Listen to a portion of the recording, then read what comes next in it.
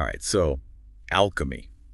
You hear that word, and you probably picture what? Some crazy old dude hunched over a bubbling cauldron, trying to turn lead into gold. Yeah, pretty much like a scene straight out of a Monty Python skit, Right, right? exactly. Ugh. But what we're going to explore today, it's not that. It goes way deeper. We're diving into this book, The Philosopher's Stone, Alchemy, and the Secret Research for Exotic Matter. Joseph P. Farrell, he wrote this in 2009, but we're going to update this discussion up to today using our own AI-powered research. So, like this video and hit that notification bell so the algorithm won't suppress this content, because we're going where no other channel is going. Thank you for your support. And it's wild. It really challenges everything you think you know about alchemy. Yeah, forget those silly images for a minute. Farrell, he's arguing that alchemy, really understanding and manipulating the very building blocks of reality that didn't just disappear, when science came along. Right. And he even suggests that it could be the secret key to unlocking some seriously mind-blowing science, maybe even stuff that's been hidden from us, like super advanced tech. We're talking a historical mystery that connects medieval mysticism to cutting-edge tech, even to things like Nazi Germany and the space race. It's a crazy ride. It is. And he suggests that the big goals of alchemy, like messing with matter at its core, that could be the Rosetta Stone to understanding those crazy leaps in technology, stuff that almost seems magical. Totally. And some of this stuff, it might sound a little out there, a little X-Files-ish, but we're here to just follow Farrell's lead. Yeah, just lay it all out there, no judgments, and see where this rabbit hole goes. And trust me, this one's deep. So where do we even start with all this? Well, Farrell, he kicks things off with this awesome title, De Materia Prima Philosophorum. It sounds super fancy, right? Oh yeah, totally intimidating. But it actually just means the prime matter of the philosophers. And the thing to get here is that alchemists, they weren't just obsessed with gold. Okay, so it wasn't all about getting rich quick. No, not really. It was more like a way of looking at the universe, this belief that everything around us, it all came from a single original creation event. Imagine trying to reverse engineer reality to find its source code. Reverse engineer reality. I like that. So it was like their own operating system for understanding existence. Exactly. And a lot of old school wisdom alchemy, it had this kind of dual nature, right? You had the esoteric side, the hands-on lab work, the mixing potions and hoping for a big payoff. Right, the flashy stuff. Yeah, but then there was this esoteric side, which was all about the alchemist's inner journey, like a spiritual transformation that they believed had to happen for them to really change matter. So it's like you had to get your own act together before you could start rearranging the universe. Exactly. And this duality, it even affected how they wrote, their whole language. Alchemical texts are famous for being super vague, full of symbols and code words. So kind of like they were writing in emojis for the 16th century. Yeah, something like that. It was partly to keep their secrets from outsiders, but also to reflect this deep connection they saw between the physical and the spiritual. Right.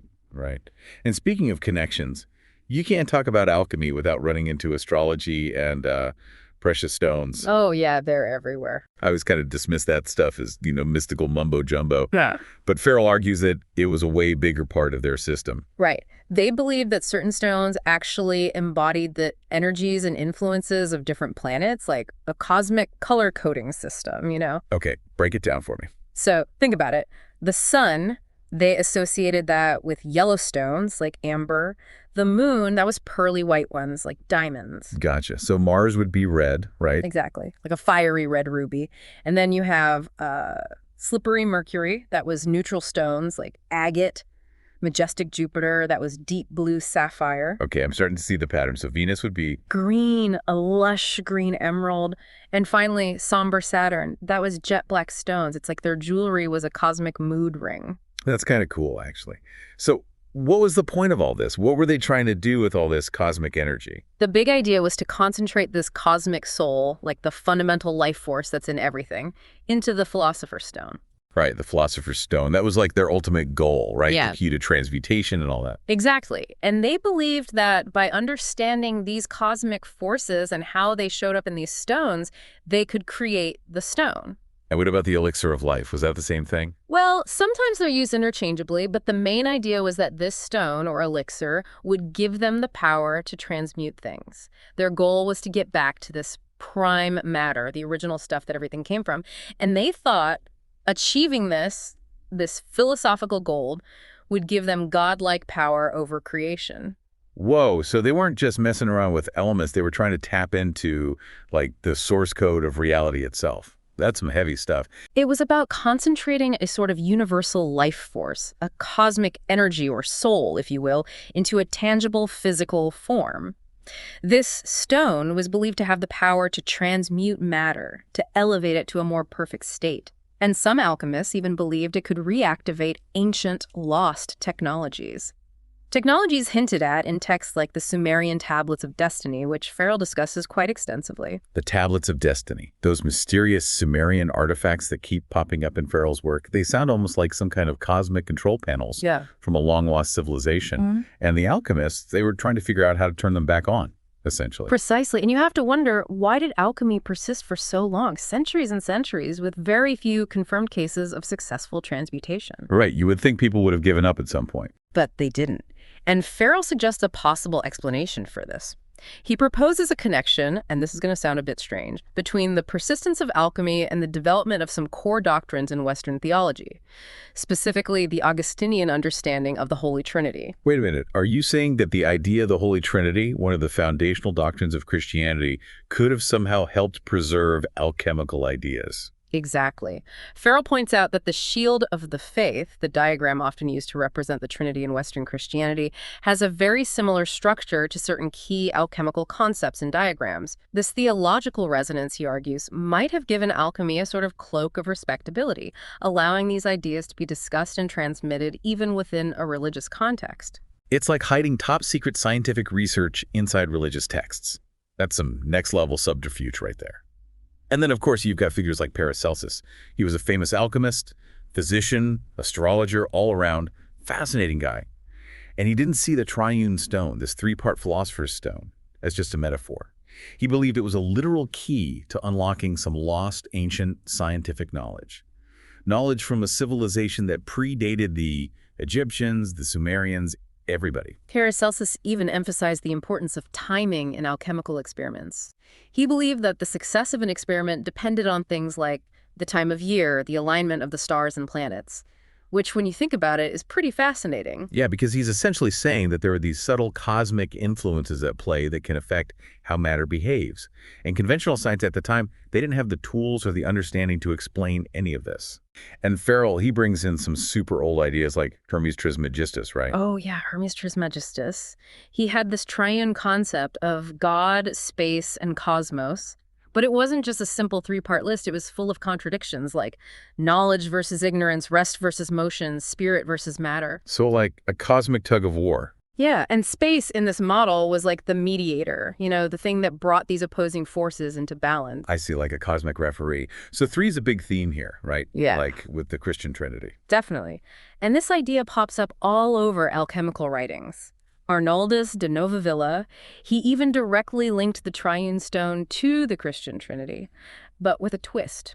He said that Mercury, and now remember, we're not just talking about the element here, it's more like a symbol for this underlying transformative substance, the materia prima itself, that Mercury was the thing that brought it all together. Okay, so Mercury was like a code word for the Philosopher's Stone and all its supposed power. Precisely. And then you have Paracelsus, who saw this triune stone as a sort of map, a clue pointing to a lost history of science, a super advanced paleo-ancient civilization that makes even the Egyptians and Sumerians look like amateurs. A super advanced civilization. That's a pretty bold claim. It is, but Paracelsus, he also emphasized this really important connection between astronomy, the heavens, and alchemy, what was happening in their labs. He even complained that the same experiment could give you different results depending on the time of year or other celestial alignments.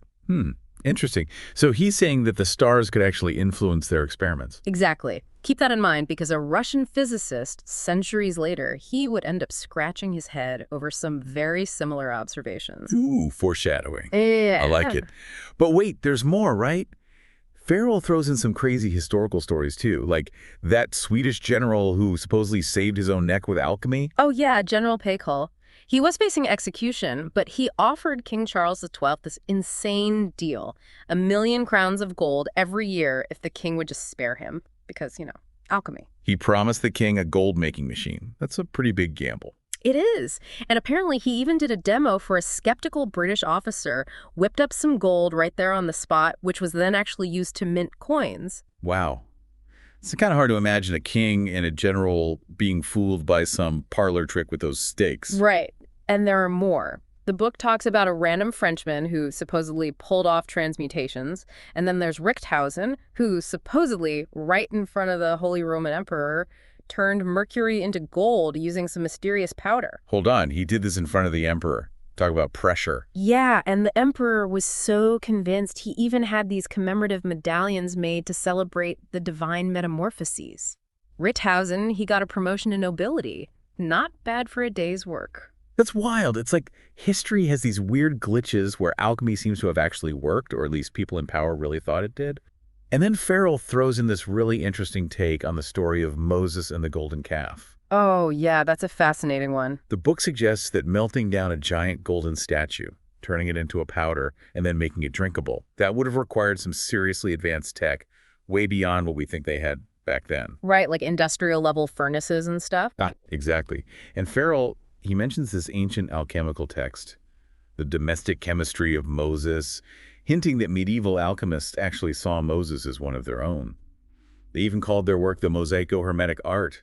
I mean, who knew? It really makes you wonder if some of these old stories aren't just moral lessons, but maybe contain hints of, like, forgotten scientific knowledge. Totally. So let's talk about the process itself. What was the deal with all those colors the alchemists were obsessed with? Well, they often observed a specific color sequence during their experiments. It usually started with a black phase, then went through white, then yellow, and finally ended up red. Sometimes with purple or a cranberry-ish color in there, too. So it was like a cosmic stoplight. In a way. Yeah. Alchemists like Petrus Bonus and Glauber, they wrote about these stages in detail. And what's important is that the philosopher's stone wasn't always a solid rock. It could be a liquid or even a powder, what Glauber called philosophical gold. And this powdered gold, they said it wouldn't melt again, and was supposedly made from something called the oil of sand. Oil of sand. Okay, now we're getting weird. And this is where the modern part of the story kicks in, with this guy, David Hudson. David Hudson was a farmer in Arizona who, in the 1970s, stumbled upon something truly bizarre while analyzing the soil on his land. He finds this black goo on his land, and after analyzing it, 98% of it is still a complete mystery. His instruments basically said, nope, doesn't exist. It's like trying to measure a ghost. You can see it, it's there, but according to science, it's nothing. And what makes it even weirder is that later on, he found these super high levels of platinum group metals on his property, like way higher than anything we've ever seen before. We're talking platinum, rhodium, iridium, all that good stuff. Yep, all of them. But here's the kicker. When he used his fancy spectrograph, it showed these high levels, no problem. But then he tried a regular neutron activation analysis, and nothing. Zilch. It was like these elements were hiding in plain sight. Stealth elements, that's freaky. So what was going on? Hudson, he called these high spin state atoms. He thought they were somehow existing in a form that we just don't understand yet, and it gets even weirder. When they heated these materials, they observed crazy weight fluctuations. Like when they were heated and turned white, they would weigh only 56% of their original weight, but then fuse them back into a black glassy form, and boom, the weight came back. It wasn't evaporating, it was just like not weighing right. And under certain gases, they saw these massive weight swings, like 300 to 400%. It's like these materials were shape-shifting or something. That's bonkers. Yeah. It really challenges what we think we know about how matter works. And Farrell, he connects this to a scientific paper that proposed superconductivity in DNA, the ability to conduct electricity with zero resistance and at normal body temperature, no less. Yeah, that's a key connection. That paper suggested these tiny resistance-free currents flowing through DNA might be crucial for things like nerve function and growth. And this is where the alchemical idea of the elixir granting healing and long life comes in. Maybe it was somehow boosting these natural superconductive processes in the body. And this whole high-spin state thing, it's been observed in other platinum group metal research, so it's not just some weird anomaly in Hudson's work. So we're talking about matter that seems to phase in and out of reality, potential connections to consciousness and energy, and these gravity-defying weight changes. It's almost like Hudson rediscovered something the alchemists were trying to tell us all along. Right, and then Farrell, he takes us into the deep end of physics, talking about things like super deformed nuclei and new radioactivities. Okay, ELI5, for those of us who aren't nuclear physicists. Basically, when you spin atomic nuclei really, really fast, they can deform into weird shapes and start doing things we wouldn't expect, like transmuting into other elements through new types of radioactive decay. So like atomic breakdancing. Uh-huh. Yeah, kind of. And these discoveries in nuclear physics, they actually offer a potential scientific explanation for some of Hudson's strange findings, and even for some of the core claims of alchemy, like transmutation. Farrell also talks about weird radioactive decay rates and energy releases in Mercury, which, remember, was a big deal for the alchemists. And Hudson himself even linked his high-spin palladium to cold fusion, that controversial idea of nuclear reactions happening at low temperatures. So it's like modern science is catching up to these ancient ideas. And Farrell argues that Hudson's findings actually back up some of the basic principles of alchemy. Yeah, like that color sequence they observed, the philosopher's stone being described as a powder, and the idea of it occupying no space yet being contained within matter. All of that can be explained by some of the material existing in a higher dimension outside of our normal 3D space. Mind blown. But wait, there's more. Super deformed atoms, they can also do some crazy things, right? Right. They can form quasi-molecular bonds, meaning they act like molecules, even though they're just atoms in these weird configurations. They can spontaneously split apart without being hit by neutrons, and they can release huge bursts of gamma radiation. Their radioactive decay rates are all over the place, too. Wow. Okay, so we've got matter that doesn't play by the rules, alchemy that might be more science and magic, and now we're diving into the worlds of Nazi Germany and their obsession with, well, everything strange. Exactly. And this brings us to this shadowy legend of red mercury. It's this super controversial substance that supposedly has insane explosive properties.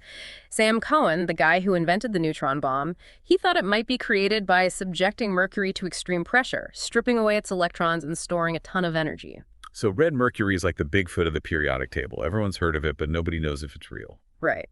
And the book mentions these theories that it might involve mercury mixed with radioactive isotopes like plutonium or polonium, all cooked up in a nuclear reactor under insane pressure. It's all very hush-hush. Sounds dangerous. But Farrell, he doesn't stop there. He throws another curveball our way with this guy, Dr. Nikolai Kozyrev, a 20th century Russian physicist who basically said, hey, what if time isn't just a measurement? What if it's an actual force? Yeah, Kozyrev, he really shook things up. His big idea was torsion, which is basically like a twisting or spiraling motion in spacetime itself, causing it to warp and fold. He believed it was way more important than other physicists thought, and that it was actually the foundation of our reality. He even criticized classical physics and Einstein's relativity for treating time as this passive thing, arguing that it led to a universe that was predetermined, but without real cause and effect. Wait, so he's saying time can actually do things, not just measure how long things take. That sounds wild. Yeah. He proposed that time had properties like density, elasticity, and even the ability to act as an energy source, a flow of time, he called it. And he tried to prove it with experiments. Like what? Give me an example. Well, he did these experiments with gyroscopes where he saw these weird weight changes depending on which way they were spinning and whether they were vibrating. It hinted at some interaction with the fundamental 0 point that was influenced by the Earth's rotation. Okay, that's pretty strange. And then there were his causal mechanics experiments. He would do things like raise and lower weights or stretch rubber bands, creating what he called a cause-resultant dipole. And he found that this setup could affect pendulums that were far away. The thing causing the change seemed to thin the flow of time, while the thing being affected seemed to compress it. And get this, the effect didn't weaken with distance, like normal forces, and it could go right through walls. Walls couldn't block it. That's crazy. So did anyone take him seriously? Well, the book mentions rumors of Russian scientists trying to build time machines based on his work. Time machines. We're officially in sci-fi territory now. But Kozyrev also challenged a major law of physics, right? Yeah, the second law of thermodynamics, which basically says that things tend to become more disordered over time.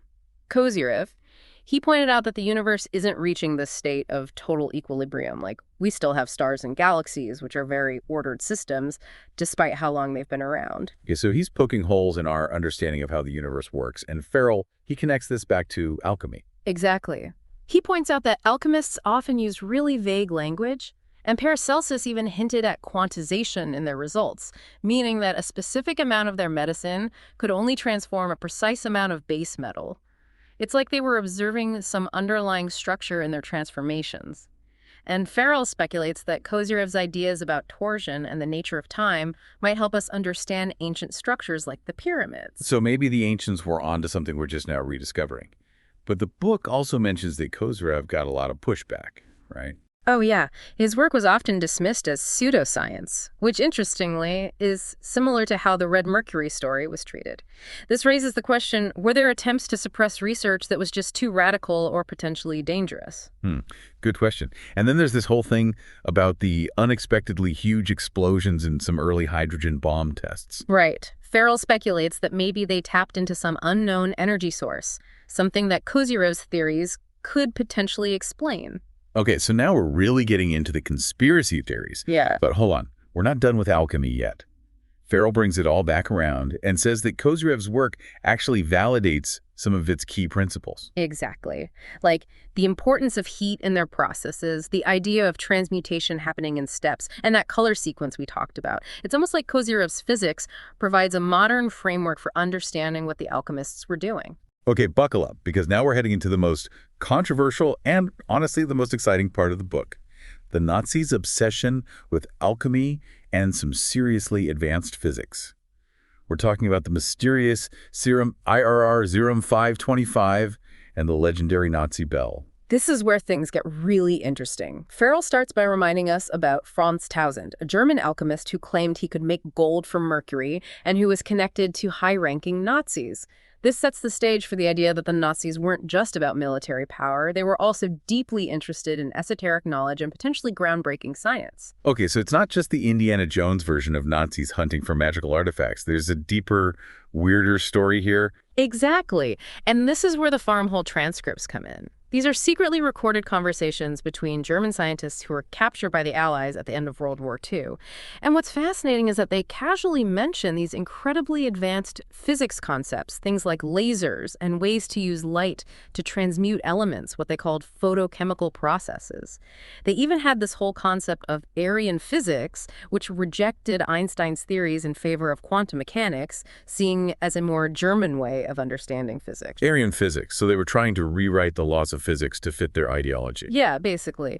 And Richard Hoagland, he has this interesting theory that this photochemical process they talk about might have been an early form of laser isotope separation, which would have been a game changer for their nuclear program.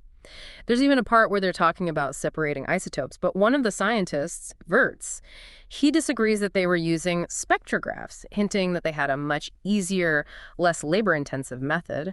So maybe they were using lasers. But why is that so important? Well, laser isotope separation is super efficient. You can get highly purified isotopes in way fewer steps than with older methods.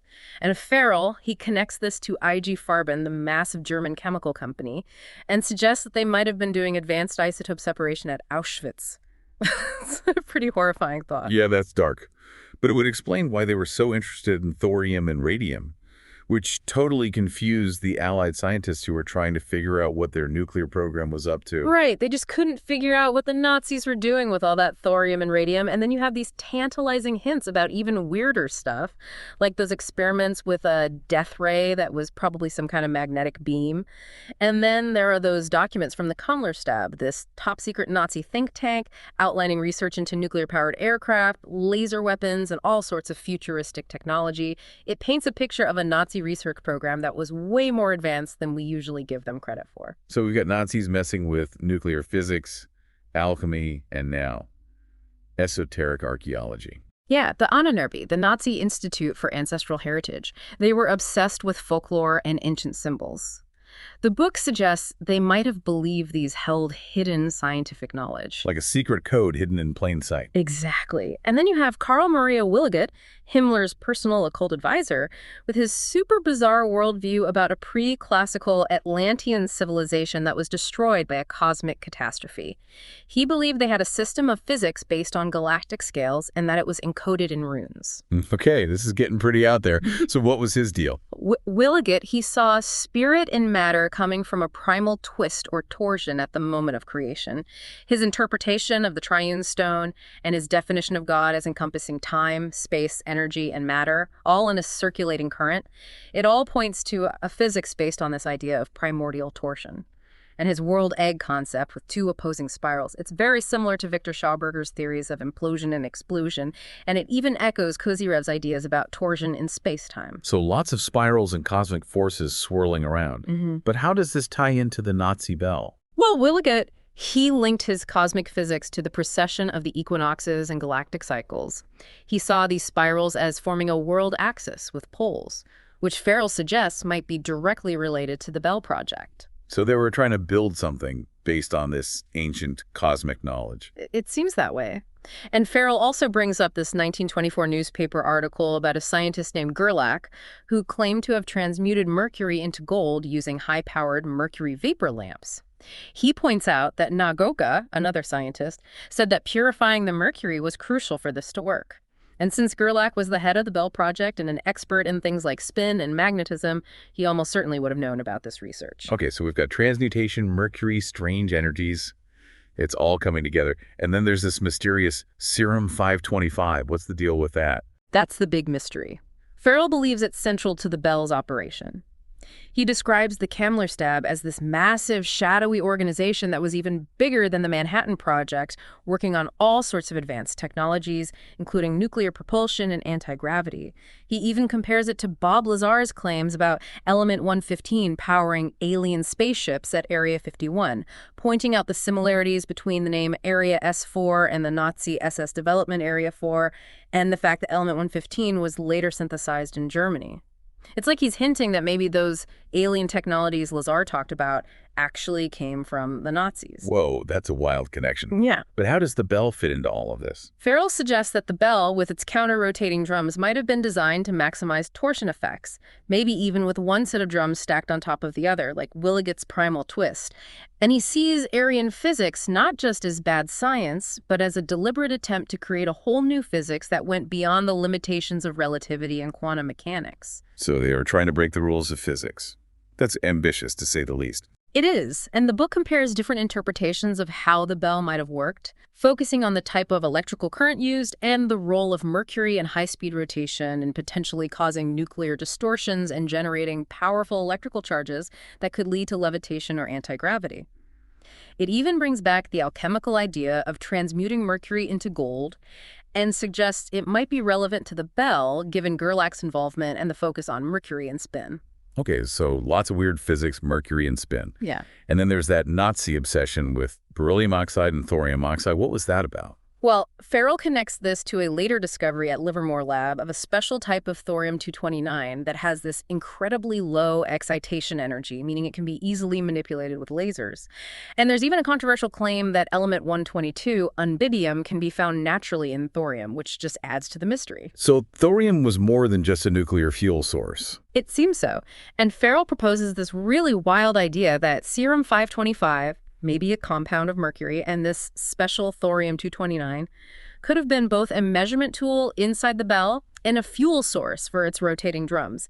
And under the intense stress inside the bell, maybe even those Kozyrev-like torsion effects, it could have undergone these strange transmutations and produced those weird effects people reported.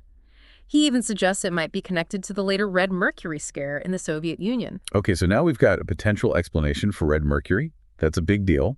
And the scale of this whole Bell project, with potentially over 60,000 people working on it, it suggests they were really serious about this. Absolutely. They were after something big, a gateway to the stars, as Farrell puts it. And he even mentions Dr. Hubertus Strughold, who was a key figure in the Nazi space program and later became a prominent scientist at NASA. So maybe NASA inherited some of this Nazi research. That's one of the big questions Farrell raises. But the rabbit hole goes even deeper. He talks about Professor Pascal Jordan, a German physicist who worked on connecting gravity to magnetism. His theories might have informed the Bell Project, even though he wasn't officially involved with the Nazis. Okay, so even more physics connections. And then there's Hein theory, right? Yes. Hein theory was developed by a German physicist who was trying to create a unified field theory that could explain everything, including gravity. And get this, it even predicted the possibility of gravitational shielding, something we usually associate with science fiction. And what's fascinating is that both NASA and the U.S. Navy were interested in similar concepts later on.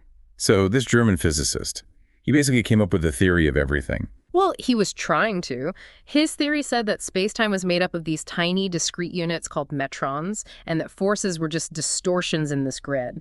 And he even proposed this idea of spin orientation potential, where the balance or imbalance of spin in empty space determines how matter and forces interact. It's almost like a combination of Jordan's and Kozyrev's ideas, but even more mind-bending. Okay, my brain is officially melting, but how does Heim theory connect to all of this? Farrell suggests that, according to Heim theory, space itself is like the Philosopher's Stone, and that we need to find a way to embody this transmutative medium to achieve interstellar travel. And he thinks that might require a new Serum 525 and a new bell. He ties the three mysterious substances we've talked about, the American gold, the Soviet mercury, and the Nazi serum, to the alchemical idea of a trinitarian shield, with spin and torsion at its center.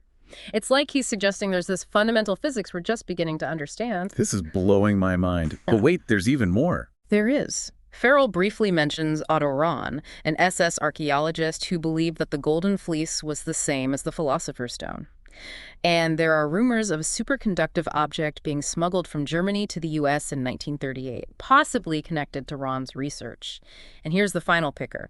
Farrell suggests that World War II might have actually been an alchemical war, a fight for control over technologies that could manipulate time and space. Wow, that's intense. So after all this, what are we supposed to make of all this? That's the big question. Were the alchemists onto something real? Was Nazi Germany on the verge of unlocking some incredible secrets?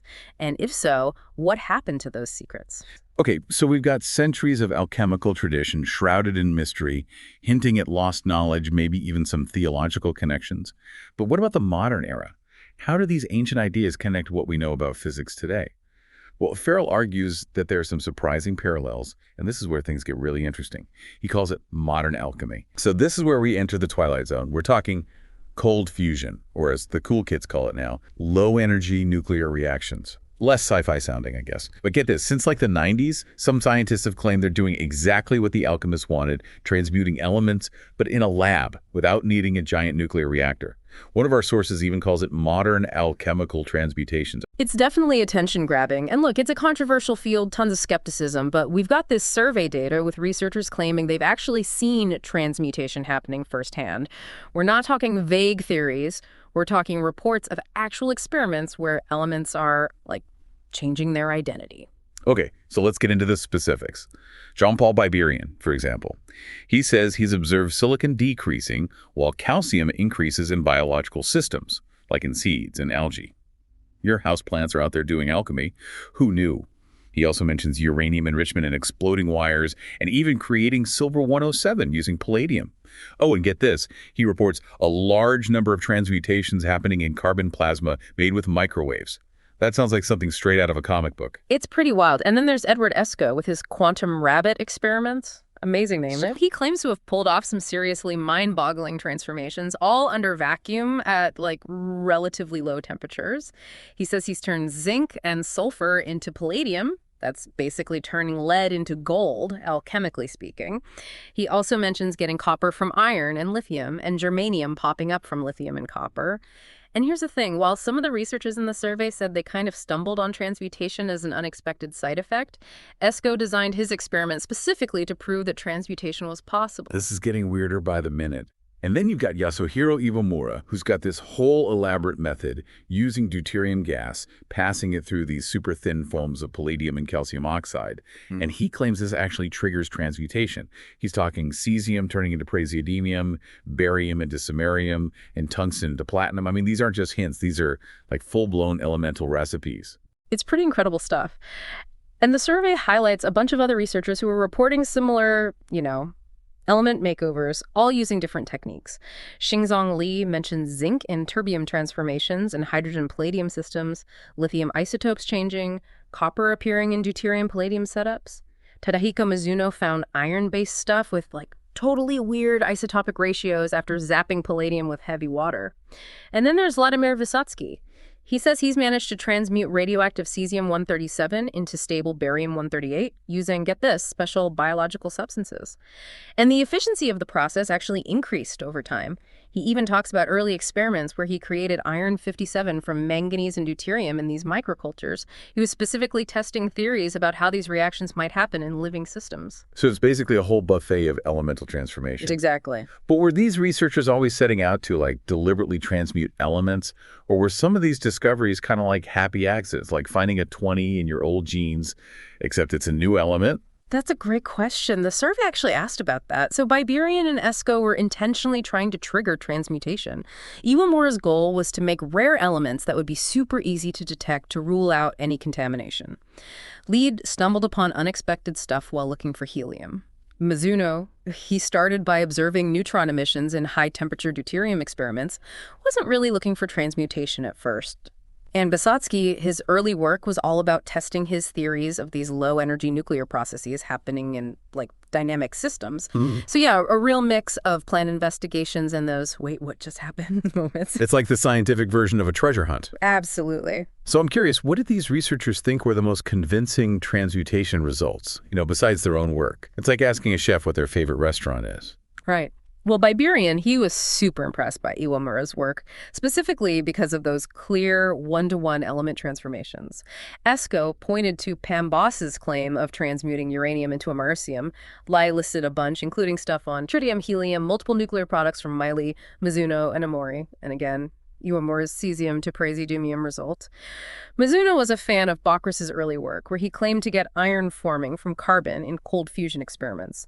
And Vysotsky, he thought the Lugano test on Andrea Rossi's energy-producing cell, which reportedly showed transmutations of lithium, nickel, and other isotopes, was the most compelling example in, like, non-biological systems. Okay, so now for the million-dollar, or should I say gold brick question. Can you really transmute stable, heavy elements like lead, uranium, thorium? Was that just alchemists chasing rainbows, or are modern researchers actually considering that possibility? Well, the alchemists were definitely obsessed with transforming so-called base metals into noble ones. Lead to gold, that was the holy grail. The survey respondents, they had all sorts of different views on this. Biberian, he thinks uranium and other heavy elements can be transmuted. Esco even outlines potential experiments for transmuting uranium-235 and plutonium-239, seeing it as a possible way to deal with nuclear waste. Iwamura thinks his method might cause fission in uranium and thorium, but he suspects lead might just stay put. Ley, based on his resonant surface capture model, believes it's possible for all of them as long as the energy conditions are just right at the surface of the material. Mizuno thinks uranium and thorium are possibilities, but lead's probably going to stay lead. And Vysotsky, based on his work with biological systems and his theories, he's convinced such transformations are possible. He even suggests that uranium might be turning into plutonium deep inside the Earth. Hold up. Geological transmutations. That sounds like something out of Jules Verne, not a scientific paper. It does, doesn't it? But you know what? One of the respondents, Esco, mentions a colleague who hinted that these transformations might actually be happening in the Earth's interior. It could explain why certain metals show up together in ores and why there's so much iron around. He even had this wild idea that lightning could turn carbon in trees into iron or fuse oxygen in the air into sulfur. It's like nature's doing alchemy on a planetary scale. It's definitely a mind-bending thought. And Vysotsky, he also backs the idea of non-radioactive geological transmutations. He even proposes this idea of a self-sustaining Joule reactor in the Earth's core that could be converting uranium into plutonium. Lyle also mentions unusually high levels of tritium in volcanic lakes as possible evidence for such processes. These are definitely out there ideas, but it shows this ongoing fascination with how elements form and change in the natural world, beyond just the usual nuclear physics we learn in school. Okay, so what about the classic alchemist goal? Making precious metals, gold, platinum, all that jazz, but economically. Are these modern transmutation efforts anywhere close to making that a reality? Forget Fort Knox. Can we even make, like, a decent-sized gold nugget? Well, the chances of large-scale, cost-effective production anytime soon seem slim. Biberian's pretty skeptical because the yields they've seen are usually tiny. Esco points out that it's already been done on a small scale, like with that zinc to palladium example, and he thinks it could become profitable if you could scale it up. Iwamura believes it all depends on the market price of those noble metals because the amounts they're making are usually minuscule. Vysotsky thinks it's achievable. He even describes potential reactions for creating gold and platinum in his work and mentions some unpublished results using microorganisms. So the overall feeling is that while people are claiming to transmute stuff into noble metals, turning it into a big-time industry is still a big, big challenge. Okay, so let's say we could actually pull off these elemental transformations on a larger scale. What are the real benefits, the stuff that matters to everyday people, besides, getting rich? What could this mean for society? The possibilities are pretty huge. Biberian emphasizes the importance of biological transmutations for, our health and agriculture. He thinks these techniques could be crucial for dealing with dangerous nuclear waste. Esco imagines transmutation as a key to solving all kinds of global problems, like poverty, by potentially giving us access to unlimited energy. Iwamura stresses the benefits of transmuting long-lived radioactive elements, like cleaning up after nuclear accidents. Leah proposes solutions for contamination in the nuclear industry and even envisions new energy sources for space travel. Mizuto believes we could make radioactivity harmless and produce rare elements that are super hard to get right now. And Vysotsky, he lists a whole bunch of possibilities, like creating rare isotopes for research in medicine, making clean energy, dealing with hazardous waste, improving agriculture, and advancing medical treatments. Wow, my head's spinning. This is seriously heavy stuff. And then there are those other tidbits from our sources. Monatomic gold, which supposedly has these crazy properties like levitation and superconductivity. That definitely sounds like something straight out of an alchemist's dream journal. It's like someone's trying to build a philosopher's stone, but instead of eternal life, maybe it's who knows what. Yeah, it's fascinating. The idea of monatomic gold with extraordinary powers definitely keeps those old alchemical hopes alive in a modern context, even if the scientific evidence is still being debated. Okay, so let's try to pull all this together. We've explored modern research claiming to do what the alchemists wanted. Transmutation, turning one element into another. And we've even seen these echoes of ancient alchemy in concepts like monatomic gold. Exactly. The methods, the motivations, the scientific frameworks are completely different, but the ideas being explored, those have some intriguing parallels. The fundamental transformation of matter and energy, the possible existence of these subtle, unseen forces shaping the universe, those were central to alchemy, and they're still central themes in a lot of modern scientific research, even if we're using particle accelerators and quantum field theory instead of, bubbling cauldrons and star charts. It really makes you think, doesn't it? This deep dive into the Philosopher's Stone, it's been a wild ride. It really makes you question everything you thought you knew about history, science, and the nature of reality itself. It's enough to make your head spin. And that's the point, isn't it? To open our minds to new possibilities, to explore the fringes of knowledge, and to wonder about what secrets might still be out there waiting to be discovered. Absolutely. And if this exploration into the mind-blowing world of alchemy and secret research has left you wanting more, be sure to like this deep dive and subscribe for more journeys into the unknown. Who knows what we'll uncover next? Until next time.